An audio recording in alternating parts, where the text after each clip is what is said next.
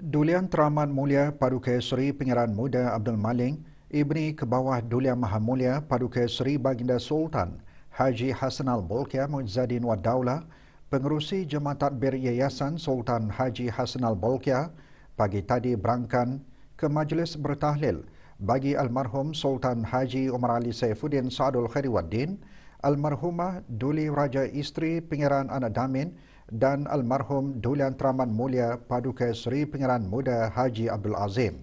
Majlis anjuran Yayasan Sultan Haji Hassan Al-Bolkiah itu diadakan di Masjid As-Salihin, Kompleks Bangunan Jabatan Perdana Menteri. Keberangkatan Dulian Teramat Mulia dijunjung oleh Yang Berhormat Datuk Seri Setia Haji Awang Mukti bin Haji Muhammad Daud, Menteri di Jabatan Perdana Menteri, selaku Ahli Jemaah Tadbir Yayasan Sultan Haji Hassan Al-Bolkiah. Yang Berhormat Bihin Datuk Laila Raja, Meja Jeneral Bersara Datuk Paduka Seri Haji Awang Halbi bin Haji Muhammad Yusof, Menteri Pertahanan kedua, selaku Pengerusi Lembaga Pengarah Yayasan Sultan Haji Hassan Al-Bolkiah. Yang Berhormat Datuk Seri Setia Dr. Haji Muhammad Isham bin Haji Jaafar, Menteri Kesihatan, selaku Timbalan Pengerusi Lembaga Pengarah Yayasan Sultan Haji Hassan Al-Bolkiah, dan Dr. Nur Imtihan binti Haji Abdul Razak, Setiausaha Tetap Perancangan, Guna Tanah dan Alam Sekitar, Kementerian Pembangunan, selaku Pemangku Pengarah Urusan Yayasan Sultan Haji Hassan Al-Bolkiah.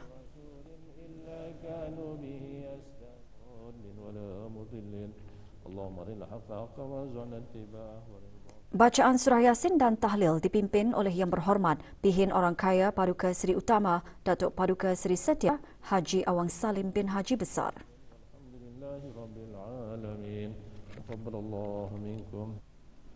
Sembahyang fardu Zohor berjemaah juga diimamkan oleh Yang Berhormat Bihin Orang Kaya Paduka Seri Utama Datuk Paduka Seri Setia Haji Awang Salim.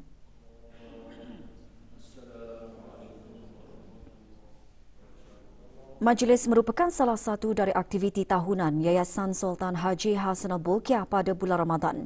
Juga hadir ahli Jemaah Tadbir Yayasan Sultan Haji Hassan Al-Bolkiah, ahli-ahli Lembaga Pengarah Yayasan Sultan Haji Hassan Al-Bolkiah, ahli-ahli Lembaga Pemegang Amanah Dana Pengiran Muda Mahkota Al-Muhtadi Billah untuk anak-anak yatim, para pegawai dan kaki tangan Yayasan Sultan Haji Hassan Al-Bolkiah.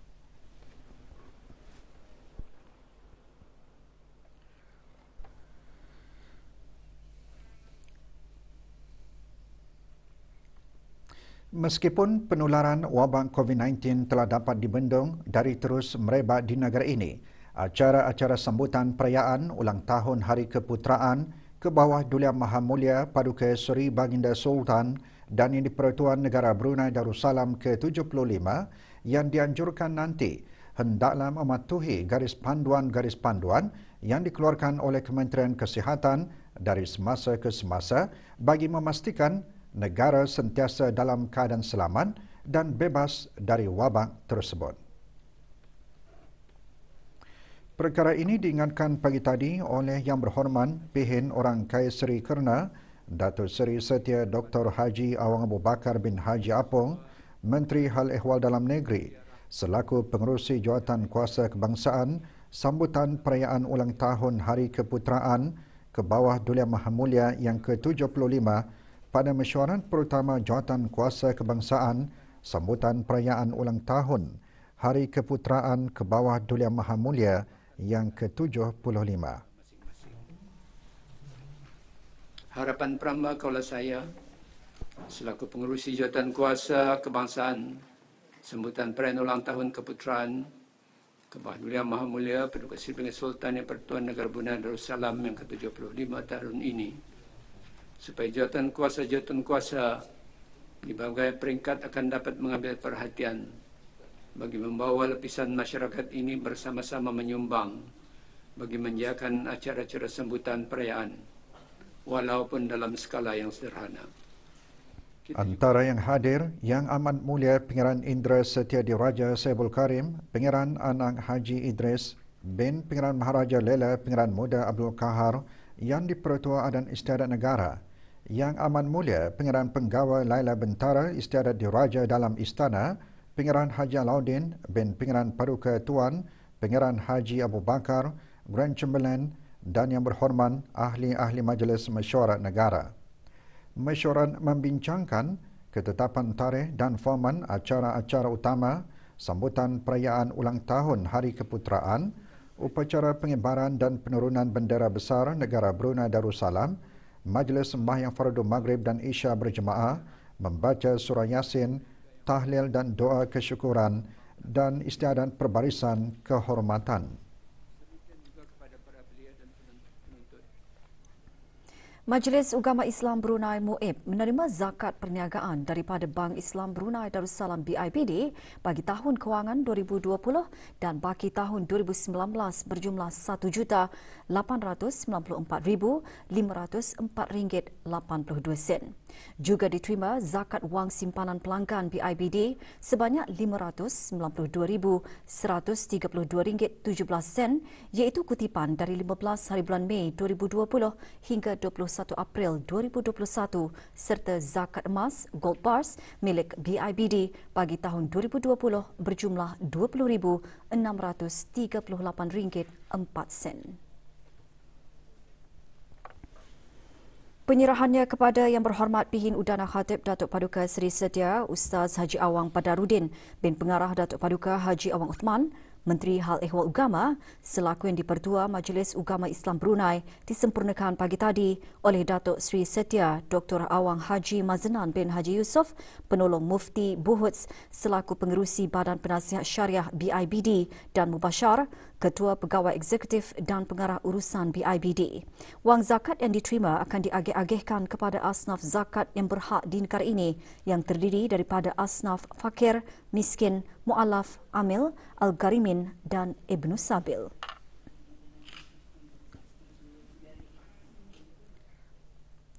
Pelbagai pihak terus menyemarakkan bulan Ramadan dengan majlis bertadarus. Ikuti bahan beritanya dan bahan-bahan berita dalam negeri yang lainnya selepas petikan titah ini.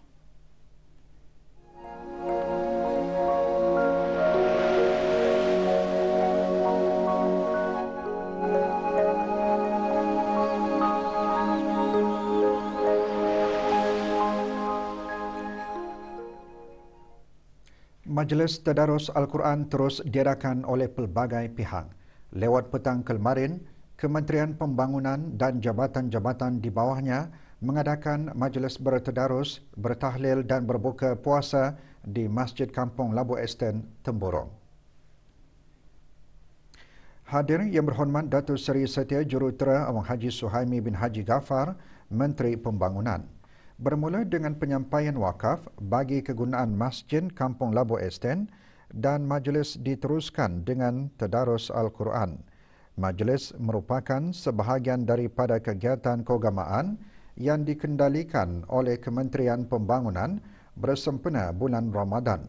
Juga hadir Datuk Seri Paduka Arkitek Awang Haji Marzuki bin Haji Mohsin, Timbalan Menteri Pembangunan.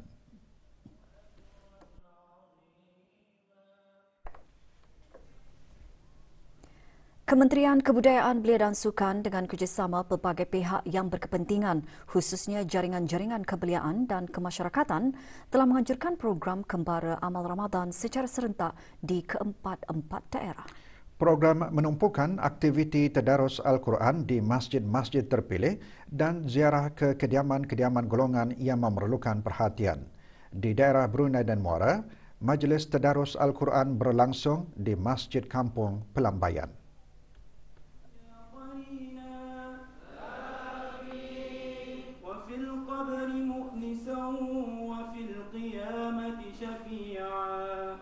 Hadir Yang Berhormat Major Jeneral Bersara Datuk Paduka Seri Haji Aminuddin Ehsan bin Pihin Orang Kaya Saiful Mulong Datuk Seri Paduka Haji Abidin, Menteri Kebudayaan Belia dan Sukan. Program tahunan Kementerian Kebudayaan Belia dan Sukan ini sebagai inisiatif mendekati golongan belia dan masyarakat dengan aktiviti keagamaan pada bulan Ramadan.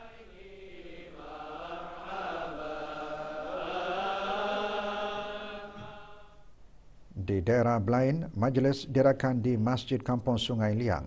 Hadir Pengarahan Haji Muhammad Hasnan bin Pengarahan Haji Ali Hassan, Setiausaha Tetap, Pengurusan Strategi dan Dasar, Kementerian Kebudayaan Belia dan Sukan. Juga hadir Yang Berhormat Awang Haji Abdul Hamid bin Momin, Ahli Majlis Mesyuarat Negara.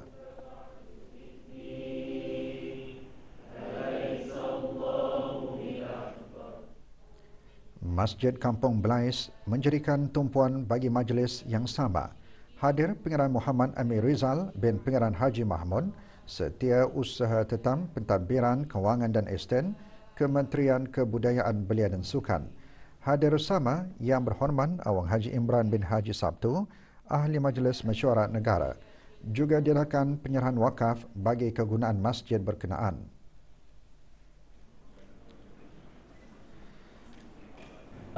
Dan di daerah Tutong, majlis diadakan di Masjid Kampung Tanjung Maya.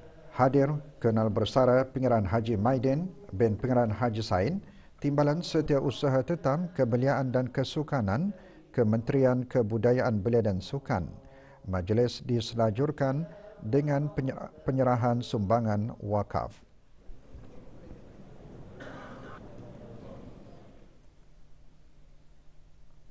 Sementara itu, program Kembara Amal Ramadan diteruskan lagi pada sebelah petang dengan penyerahan sumbangan di keempat-empat daerah sempena bulan Ramadan setelah mengadakan majlis bertadarus. Di daerah Brunei dan Muara, rombongan pertama Kembara Amal Ramadan diketuai oleh Yang Berhormat Major Jeneral Bersara Datuk Paduka Sri Haji Aminuddin Ehsan, Pimpinan Orang Kaya Saiful Muluk Datuk Sri Paduka Haji Abidin, Menteri Kebudayaan Belia dan Sukan. Kunjungan bermula di kediaman seorang kanak-kanak istimewa, Awang Naufal Jafran bin Muhammad Nur Jafri Sofian alias Jafrin di Kampung Bolkiabi. Lawatan diteruskan ke Kampung Lambak Kanan dengan penyerahan rumah yang telah dibaik pulih oleh Jabatan Pembangunan Masyarakat dengan peruntukan sebanyak RM7,765 dan lawatan ke rumah 3 orang warga emas di Kampung Lambak.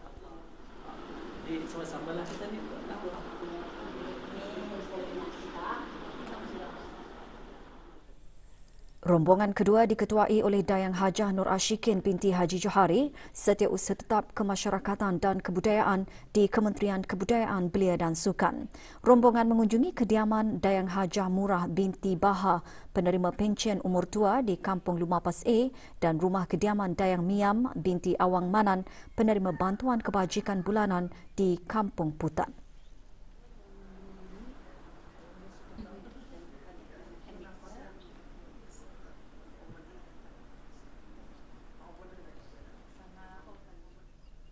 Manakala rombongan ketiga diketuai oleh Dr. Siti Nur Kalbi binti Haji Wasafillah, Timbalan Setiausaha Tetap Kebudayaan di Kementerian Kebudayaan Belia dan Sukan yang menyerahkan sumbangan kepada 2 penerima iaitu Dayang Sarah binti Haji Dunglah, penerima bantuan kebajikan bulanan, dan Dayang Nuraini binti Murah, penerima orang kelainan upaya di Kampung Kulapis.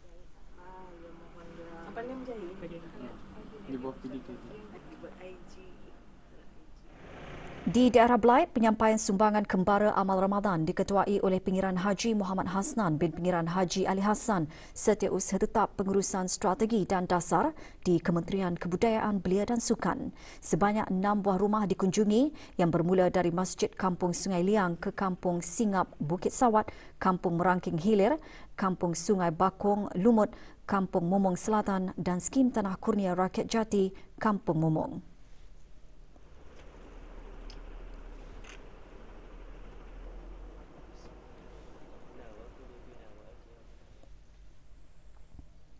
Bagi daerah Temburong, penyampaian sumbangan Kembara Amal Ramadan diketuai oleh Pengiran Muhammad Amir Rizal bin Pengiran Haji Mahmud, Setiausaha Tetap Pentadbiran Kewangan dan Estet di Kementerian Kebudayaan Belia dan Sukan. Sebanyak 6 buah rumah dikunjungi yang bermula dari Kampung Temada, Kampung Semabat, Kampung Sibulu, Jalan Kastam Lama, Kampung Menengah, Kampung Parit Belayang, Jalan Kampung Menengah dan Kampung Selapun.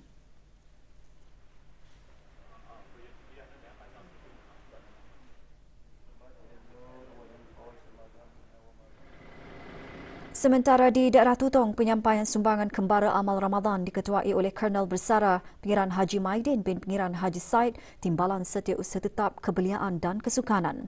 Sebanyak 6 buah rumah dikunjungi yang bermula dari Kampung Binutan, Kampung Kuala Ungar, Kampung Long Mayan, Jalan Merangking, Kampung Penapar, Kampung Bukit Udal dan Kampung Keriam.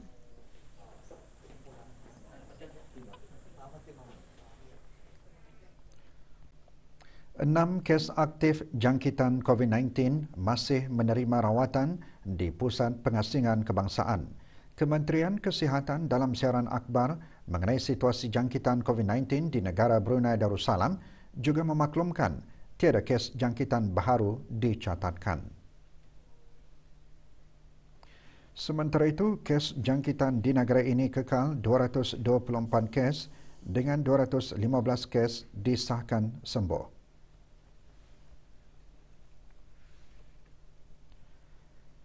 Kes terakhir jangkitan tempatan COVID-19 dilaporkan pada 6 Mei 2020, manakala jumlah kes impon sejak kes jangkitan terakhir tempatan dilaporkan sebanyak 83 kes. 427 orang sedang menjalani pengasingan diri mandatori, 17,446 orang menamatkan pengasingan diri mandatori sejak Mac 2020.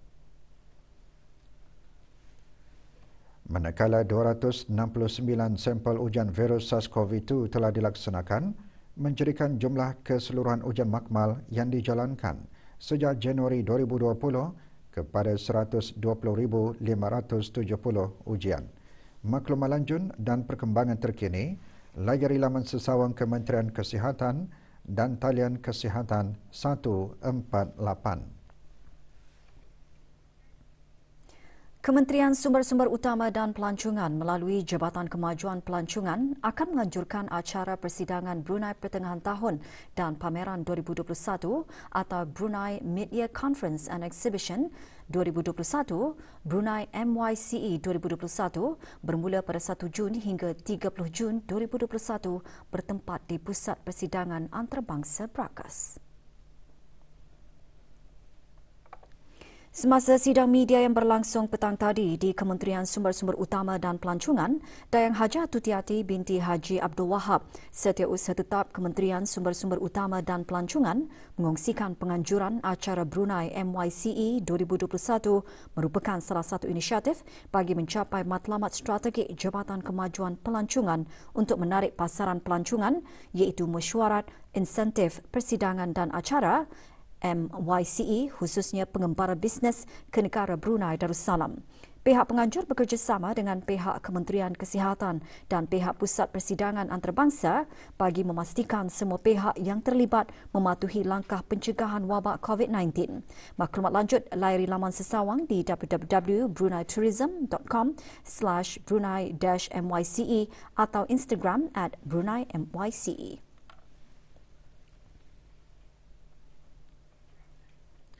Ingin suasana berlainan menikmati bufet sungkai, sebuah syarikat mengendalikan kapal persiaran menyediakan khidmat seumpamanya.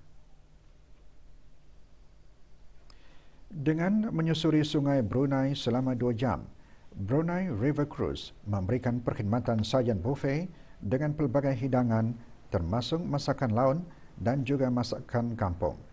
Melihat kepada sambutan daripada orang ramai kepada bufet sungkai semasa bulan Ramadan, syarikat ini telah memperkenalkan tawaran seumpamanya sejak 4 tahun lalu dan berkembang sehingga kini. Pengalaman menaiki kapal persiaran sambil menikmati hidangan memberikan kepuasan kepada mereka yang menaiki kapal persiaran ini. Apatah lagi persiaran ini diambil peluang untuk menjadi kenangan. Mereka juga berpendapat pengalaman ini adalah berbaloi dengan tawaran yang diberikan.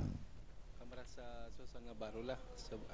Tahu pun dari IG pulang nih sebenarnya. Macam ada rasa keinginan lah mencoba. Dan memuaskan dengan suasananya, view-nya itulah ini orang. Makanannya pun mantap juga. Saya ada melihat arah iklan arah Instagram.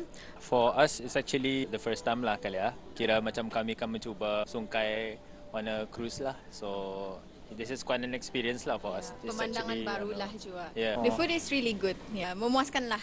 Yeah. Would recommend lah. Keputusan peperiksaan sijil Sekolah-Sekolah Rendah Ugama Darjah 6 SSSRU bagi tahun 1441 Hijrah bersamaan 2020 Masihi telah dikeluarkan.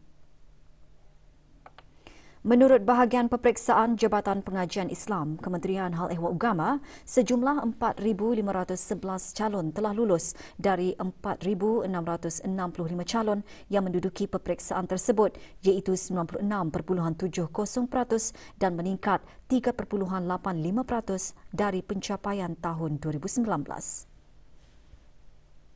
Seramai 3,177 calon atau 68.10% memperoleh pangkat 1, meningkat 6.44% berbanding tahun sebelumnya. Sementara itu, pangkat 2 seramai 929 calon dan pangkat 3 sejumlah 405 calon. 93 daripada 147 buah sekolah atau pusat peperiksaan yang mendaftar bagi peperiksaan tersebut, 63.27% berjaya memperoleh pencapaian 100% lulus, iaitu meningkat 15.35% berbanding tahun 2019. Calon-calon yang menduduki peperiksaan tersebut boleh mendapatkan slip keputusan mereka di sekolah agama masing-masing.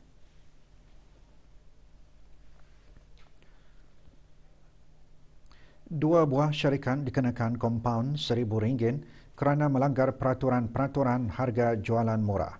Dalam siaran media Jabatan Persaingan dan Hal Ehwal Pengguna JPHEP di Jabatan Perancangan Ekonomi dan Statistik JPES Kementerian Kewangan dan Ekonomi Syarikat Nani Reza Jaya Sdn Bhd dan Syarikat Ilham didapati telah menaikkan harga biasa atau harga sebelum jualan atas sejumlah barangan jualan dan menghasilkan rekod perniagaan yang palsu semasa menjalankan pemeriksaan. Syarikat-syarikat tersebut melakukan kesalahan di bawah Peraturan 16-1 dan 16-3 yang dinyatakan dalam peraturan-peraturan harga jualan murah. Para peniaga yang didapati memalsukan mana-mana maklumat keterangan, JPES tidak akan teragak-agak untuk mengambil tindakan dan akan mengenakan denda maksimum sebanyak RM20,000 dan penjara 5 tahun. Sebarang laporan mengenai amalan jualan yang tidak beretika boleh menghubungi JPHEP melalui talian Darussalam 123, aplikasi mudah alih pengguna bijak atau email aduanpengguna@jpes.gov.bn atau consumercomplaint@jpes.gov.bn.